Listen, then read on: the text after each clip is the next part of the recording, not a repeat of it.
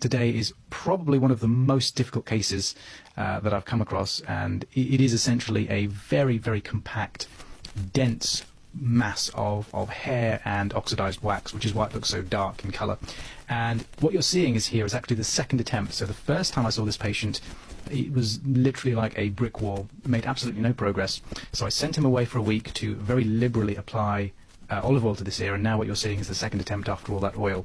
And as you can see, there's a little bit of movement, but the suction isn't really cutting it. The metal probe that you're seeing is creating a negative pressure, so it usually allows me to drag the wax out, but it's not working. So what you can see here is me lifting up the wax to try and create a gap, and that's going to make room for another tool which I'm going to use called a St. Bart's hook. Some call it a cerumen hook or a wax hook, but it is essentially just a right angle.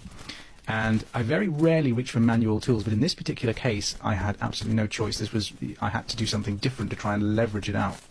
And the trick to using a St. Bart's hook in this case is first and foremost to make sure that you've got a big enough gap to slide it in, and then you turn it like a key in a lock, and that will hopefully sort of dig into the wax and help you sort of leverage it out.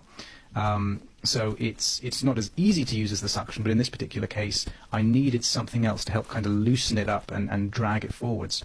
So you'll see me use it a few different times, and again with the suction I'm making some progress, but it's not really good enough. So a second attempt is made with the St. Bart's hook, and I've created enough of a gap to slide it in there such that I don't have to scrape along the canals, which is always a concern when you're using a manual tool. You never want to cause trauma or bleeding or discomfort. And here again you can see with the St. Bart's hook I'm sort of turning it like a key in a lock and slowly but surely dragging that